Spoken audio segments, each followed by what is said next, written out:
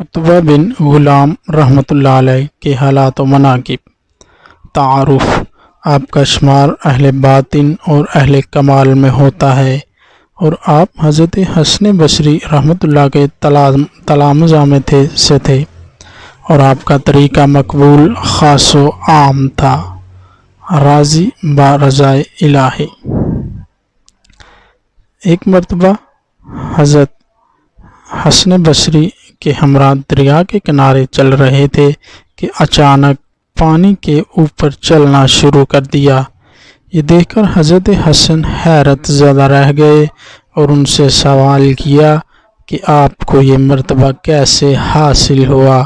فرمایا کہ آپ تو صرف وہ کرتے ہیں جس کام کا حکم دیا جاتا ہے، لیکن میں وہ امور انجام دیتا ہوں جو اللہ تعالیٰ کا منشا ہوتا ہے۔ اس کا مطلب یہ تھا کہ آپ بحر تسلیم و رضا میں غرق رہتے تھے۔ احساس زیاں: آپ اس طرح تائب ہوئے کہ کسی حسین عورت پر فریفتہ ہوئے، اس سے کسی نہ کسی طرح اپنے عشق کا اظہار کر دیا۔ چنانچہ اس نے اپنی کنیز کے ذریعے دریافت کرایا کہ آپ نے میرے جسم کا کون سا حصہ دیکھا ہے؟ آپ نے کہا، تمہاری آنکھیں دیکھ کر عاشق ہوا ہوں۔ اس جواب کے بعد اس نے اپنی دونوں آنکھیں نکال کر آپ کی خدمت میں روانہ کرتے ہوئے کنیز سے کہلوایا کہ جس چیز پر آپ فریفتہ ہوئے تھے وہ حاضر ہیں۔ اللہ اکبر! یہ دیکھ کر آپ کے اوپر ایک عجیب حالت طاری ہو گئی اور حسن بصری کی خدمت میں پہنچ کر تائب ہوئے اور فیوز باطنی سے بہرہ ہو کر مشغول عبادت رہے۔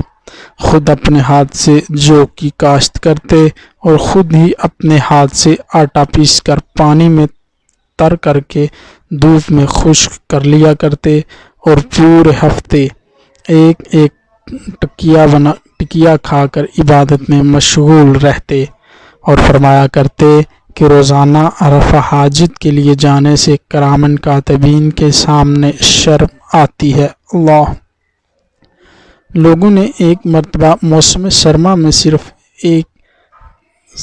ایک کرتے میں دیکھا اور اس کے باوجود آپ کا جسم پسینہ سے شرابور تھا، اور جب اس کی وجہ دریافت کی تو فرمایا کہ مدت گزری کہ میرے یہاں کچھ مہمان آئے اور انہوں نے بلا اجازت میرے ہمسایہ کی دیوار میں سے تھوڑی سی مٹی لے لی۔ چنانچہ اس وقت سے آج تک جب بھی میری نظر اس کی دیوار پر پڑتی ہے تو میں شرمندگی سے پسینہ پسینہ ہو جاتا ہوں۔ اللہ اکبر! حالانکہ میرا ہمسایہ معاف کر چکا ہے۔ اللہ اکبر! اللہ! لوگوں نے عبدالواحد بن زید سے سوال کیا کہ آپ کسی ایسے فرد سے واقف ہیں جو اپنے حال میں مست رہتے ہوئے دوسرے کے حال سے بے خبر رہے؟ فرمایا کہ ہاں، تھوڑی دیر انتظار کرو، وہ ابھی آتا ہے۔ چنانچہ سامنے سے حضرت عتبہ تشریف لے آئے اور لوگوں نے جب ان سے سوال کیا کہ راہ میں کس کس سے ملاقات ہوئی تو جواب دیا کہ مجھ کو تو کوئی نہیں ملا، حالانکہ آپ بازار کی جانب سے آ رہے تھے۔ آپ نہ کبھی عمدہ کھانا کھاتے اور نہ کبھی اچھا لباس پہنتے۔ ایک مرتبہ آپ کی والدہ نے فرمایا، اے عتبہ، اپنی حالت پر رحم کر۔ آپ نے عرض کیا کہ میری خواہش تو یہ ہے کہ روز محشر مجھ پر رحم کیا جائے جو ہمیشہ کے لیے سود مند ہو۔ دنیا تو چند روزہ ہے، اگر یہاں کی تکالیف سے قیامت کی تکالیف کا ازالہ ہو جائے تو بڑی خوش بختی ہے۔ اللہ اکبر! متواتر کئی رات بیدار رہ کر یہ جملہ دہراتے رہے کہ اے اللہ، خواہ مجھ کو عذاب میں مبتلا کر یا معاف فرما دے، ہر حال میں میں تو تیرا دوست، حال میں تو میرا دوست ہے۔ ایک مرتبہ خواب میں ایک حور کو یہ کہتے دیکھا کہ اے عتبہ، میں تم پر فریفتہ ہو گئی ہوں اور میری خواہش ہے کہ تم کبھی ایسا کام نہ کرنا جو ہماری جدائی کی شکل میں نمودار ہو۔ فرمایا کہ میں تو دنیا کو طلاق دے چکا اور تجھ سے وصال کے وقت کبھی دنیا کی طرف نظر اٹھا کے کر بھی نہ دیکھوں گا۔ اللہ کرامت۔ ایک مرتبہ کسی نے عرض کیا کہ مجھ سے بہت سے لوگ آپ کا حال دریافت کرتے ہیں، اگر اپنی کوئی کرامت دکھا دیں تو بہتر ہے۔ آپ نے پوچھا کہ بتا کیا مطلب ہے؟ اس نے عرض کیا کہ تازہ کھجور کی خواہش ہے، حالانکہ وہ کھجور کی فصل نہیں تھی۔ آپ نے فرمایا یہ لے اور ایک تازہ کھجور سے بری ہوئی تھیلی اس کو دے دے۔ اللہ اکبر۔ سفر آخرت۔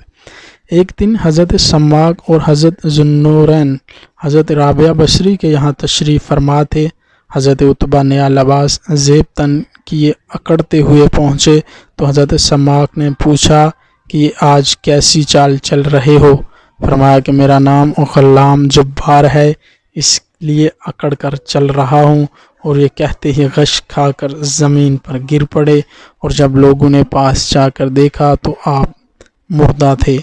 اس کے بعد کسی نے آپ کو خواب میں دیکھا کہ نصف چہرہ سیاہ پڑ گیا ہے، اور آپ سے جب اس کا سبب دریافت کیا تو فرمایا کہ ایک مرتبہ دور طالب علمی میں بڑے داڑھی مونچھوں والے ایک خوبصورت لڑکے کو غور سے دیکھا تھا۔ اللہ اکبر۔ چنانچہ جب مرنے کے بعد مجھے جنت کی جانب لے جایا جا رہا تھا تو جہنم سے گزرتے ہوئے ایک سانپ نے میرے رخسار پر کاٹتے ہوئے کہا کہ بس ایک نظر دیکھنے کی ہی سزا ہے۔ اللہ۔ اور اگر کبھی تو اس لڑکے کو زیادہ توجہ سے دیکھتا تو میں بھی تجھے زیادہ اذیت پہنچاتا۔ اللہ اکبر۔ استغفر اللہ، استغفر اللہ۔